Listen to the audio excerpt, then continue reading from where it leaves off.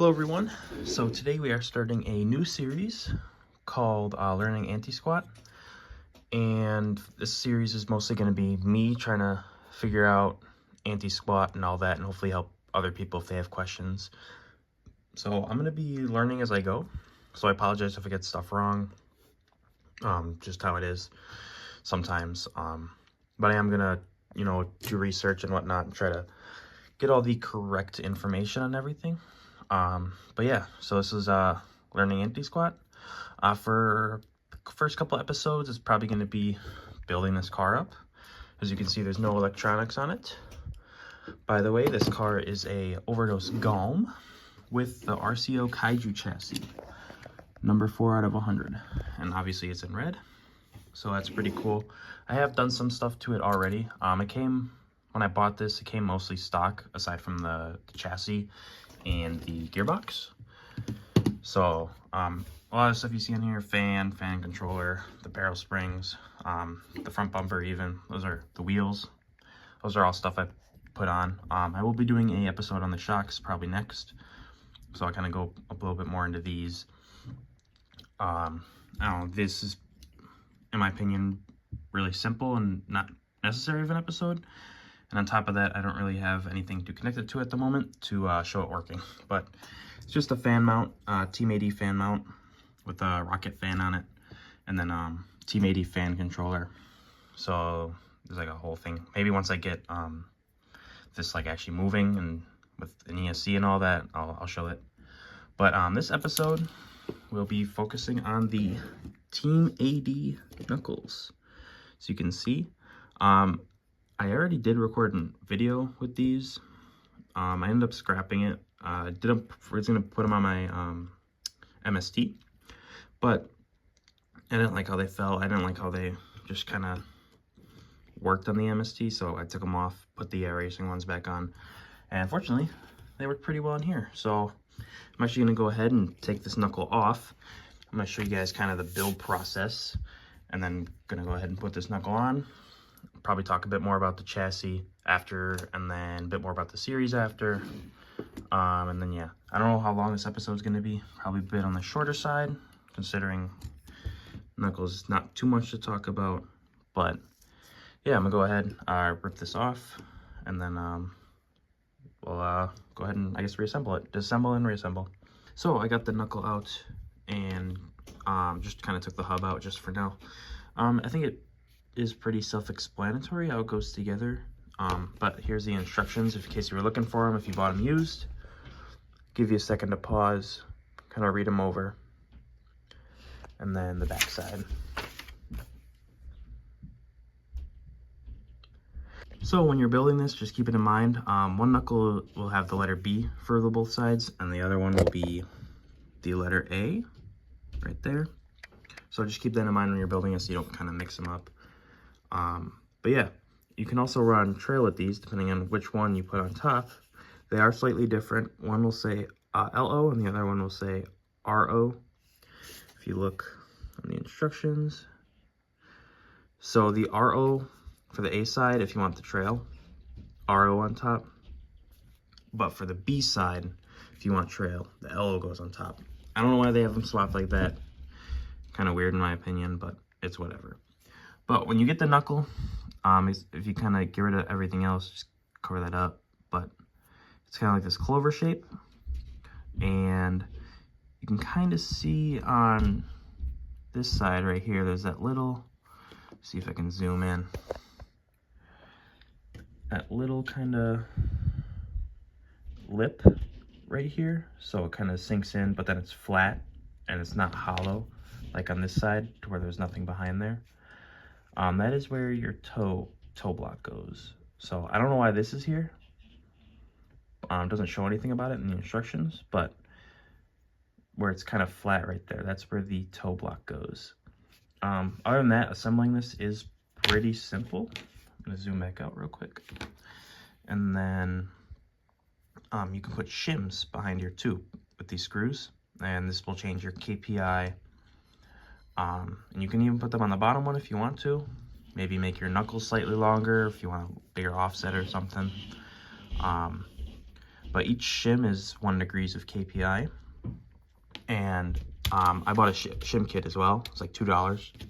Get more options for KPI, because I think if you don't buy the shim kit, you can only run 4 KPI maximum, but if you buy the shim kit, you can run a ton.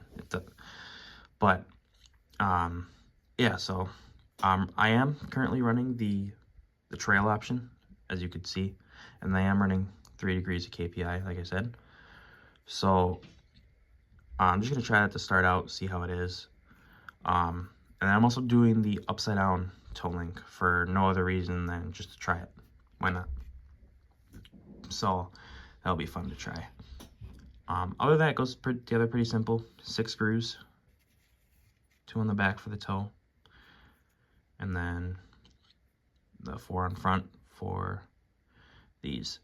So something I do want to try. So you can put these shims. I don't have any right now. They're right here, but you can put shims behind here for adjusting your Ackerman for the toe. And I do want to try out to see what that does. Not sure how it changes it by moving, you know, the toe block this way, how the angle changes. So I think for now, I'm going to we'll do 3. We'll do 3 spacers in here, and then I'll take that one off and do 3 spacers in there, and kind of see how the Ackerman changes. And we'll give that a shot. Oh, and then before I forget, the kit does come with a little spacer, so if you want a slightly higher offset as well. And then this and this, so there is a little shim on the back of here. Just be careful not to lose that. And then this just kind of slides in, and you put the screw on the other side. All in all, it's pretty simple build for the Knuckle. Hopefully I covered everything. Kind of a bit too lazy to completely take it apart to put it together again, but it looks like I am going to be taking at least this toe block off. Because I am taking that off, I'll kind of show you that the little lip I was talking about. But yeah, we're gonna try 3 degrees on here and see what happens. Or I don't even know if it's 3 degrees. It's just like 3 millimeters. Let's see. Yeah, 1 spacer. So, oh, it's not even 3 millimeters, half a millimeter. So 1.5 millimeters. Again, we'll try it. We'll see how it is. And then I'll show you what the lip looks like, and I'll show you what no spacers versus with the spacer looks like, I guess. So you can kind of see that little lip I was talking about if you couldn't see it before. See how it's hollow on one side, nothing there, and then on the other side there's kind of like that black lip on the end, making this side flat. That's the side the toe goes on, just so you guys are aware. So I got the 3 spacers right here. Just do want to mention this as well. The spacers for the toe and for the KPI are different. The KPI ones have like a little indent in them, and the toe ones are like a complete oval, just so you guys are aware, and so you don't mix them up. So I got 3 degrees in on both sides, and something I do notice instantly, I know I didn't show you guys kind of the before, but I have toe in now. So you are gonna have to adjust your toe if you change that. So I'm gonna go ahead and adjust my toe, bring it in kind of hopefully roughly to where I had it before. And then we'll go ahead and look at my Ackerman angle after that and kind of see what's up. So I'm gonna go ahead and adjust my toe links real quick, and then I'll give you guys an update. So I got the toe roughly to where I remember it being. It is actually almost bottomed out, so I can't really go much more after this. But what I do notice as this turns through the sweep, the steering like ends a lot faster because this arm is only so long, and probably because this is pulling away quicker. So before, if I take this nice steer, the steering, actually, well, this is right now, it's kind of where the steering stops. Not really a fan. But before, this wheel would be a bit more inside, and this wheel was actually roughly the same where it was, right about there. This wheel is a bit more inside. So I think I'm gonna go back to 0. Probably could add more on there, but I don't have more adjustability, so it's probably not even really worth it. But yeah, it's just kind of what that looks like, at least with my settings. You know, every card's different, so who knows, but definitely gonna take them back off. One thing I do notice with this Galm though, Even when I did have that 0, I can't get this all the way to 90 without it bottoming out. Maybe I have to go more toe out, but then, you know, that changes everything. And you know how that goes, and I kind of like it a certain way, so on, yada, yada, yada. But I think that's just how it is, and, you know, it's probably like that, you know, gotta get the aluminum parts. Don't really want to spend overdose aluminum money, so... one thing I do have planned with this Galm is to keep it stock, so all this stock like linkage and plastic. And the reason for that is I want to get this chassis like extremely light, just so I can add weight where I want it. And adding all that aluminum is going to make it a lot heavier, not crazy heavier, but big chunk. So I am going to try my hardest to keep everything plastic if I can. The important stuff I am going to do metal, you know. Knuckles I think is kind of an important thing to do metal, well, especially because these are adjustable. And I had these previously, so not bad. Obviously shocks are important aluminum. Overdose ones are aluminum from the factory, so not that big of a deal. Gearbox back here, I bought it when I bought this because I did buy it used. It's already came in aluminum, don't got to worry about that. And it does have a ball diff in it right now. Don't know too much about ball diffs, so I don't know if it's tuned properly or whatnot, but it does have a ball diff in it. And the spur gear holder is also metal, which is nice. But yeah, so I'm gonna go ahead and put these back to 0 degrees, or 0 spacers I should say, and then readjust that back to where it was, and then kind of show you how it looked, or how I had it, I should say. Something I do want to show, you can change these spacers with the knuckle like still attached, which I think is pretty cool. It is kind of tedious, so just be careful, you know, with dropping things and whatnot. And I do have no preload on right now because it makes it easier. But if you are gonna try this, just be careful with, you know, losing the small bolts and whatnot. But otherwise, I kind of like this feature. So now I got the Ackerman back to where I want it. Oop, there we go. I'll put up a photo of what it looked like with the spacers in there. Kind of compare the two. This is a lot more of what I want to see out of the car personally. So I'm gonna stick with this, and that's probably gonna be it for going over these knuckles. I'm gonna kind of go over the car now. So if you're leaving now because you only cared about the knuckles, thank you. If you want to kind of learn more about the car that I picked up, stay tuned for the next clip. All right, so here, like I mentioned in the beginning, this is an Overdose Galm with an RCO Kaiju chassis. It's the bottom of it. Pretty neat. Picked this up used, somewhat nearby, about an hour away. And it came with an extra Galm. There's a bunch of the extra parts that didn't get used, and then I'm selling that to a buddy, so that money will go to electronics for this thing. This thing, if you don't know anything about RCOs, you can combine the back half and front half of different chassis, which is pretty cool. So this one's obviously a Galm front and rear half, but you can put an RDX front half on here, or MST, or whatever, doesn't matter. And this brace up here is like a universal brace that will fit all of them, which is pretty cool. And then here we have the floating battery holder. I do not know the benefits of that, but that is pretty cool. And obviously, like I mentioned, we have the aluminum gearbox with the gear drive in it and a ball diff. So that's pretty cool. I am going to put a CLSD in here, I think. So I really like mine in my MST, so I think I want to run that.